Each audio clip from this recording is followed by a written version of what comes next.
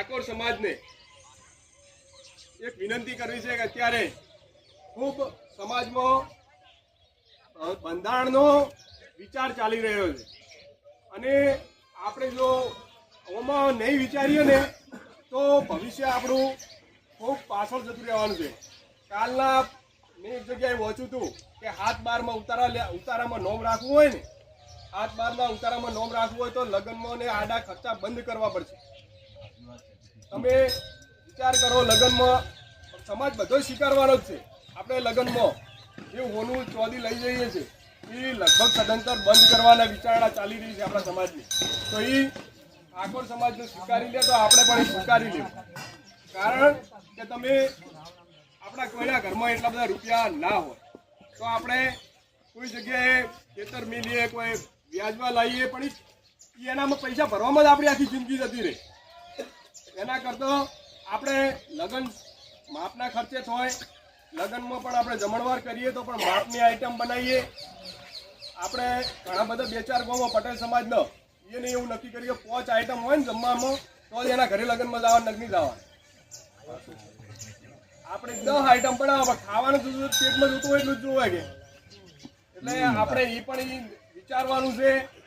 પછી આજે લગ્નમાં આપણે લગ્નમાં મોટી બધી જોનું લઈને જઈએ છીએ એ પણ આપણે બંધ કરવી પડશે. આપણે બીજી સમાજ તો આપણે હોમેથી નાખે પણ એ સમાજના બેઠા હોય ને આપણે જોન લઈને નીકળે ને તાર કે ખબર પડે કે ઠાકોર ભાઈ જોન નીકળે હકીકત છે અને આપણે સ્વીકારવી પડશે. જો જમાના હંગાત અને આજનો જે યુગ છે એના પ્રમાણે ચાલવું હશે તો આપણે બધામાં કંટ્રોલ કરવું પડશે. આપણે હગાઈ કરવા જાઓ તાર 200 થી 250 જોન જેટલી આપણે જોવા જાઓ, આ પણ એક ખોટો રિવાજ ચાલુ થઈ ગયો. તો આપણા કુટુંબના આપણે એકબીજાને કીધું ના કીધું આ બધી રીવું રાખવાની આપણે બધાને બંધ કરી દેવી પડશે. આપણે 25 તારીખ જે હોય કુટુંબના એટલા જ હગાઈ કરવા જોઈએ તો હોમલિયાને કોઈ ખર્ચો ના પડે. આપણે ખર્ચા પડાઈ ખર્ચા કેના માથે? આપણી સોડી માટે, કોઈ આપણા છોકરા માટે. તમે લગ્ન કરશો તો એ છોકરા માટે ભોગવવાનું થાય. પછી આપણે ઓઢમણા કોઈ કામ આવતા નથી. એટલે ઓઢમણા તો કોઈ ના લાવતા.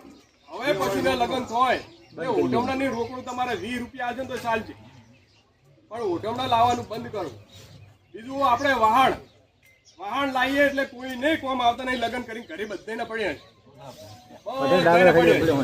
કોઈ નહીં કામ નહીં આવે. એટલે વાહણના બદલામાં ધારો કે આપણે વાહણ 50,000 ના થાય કે 25,000 ના હાલવાના છે સુવડી તો 25,000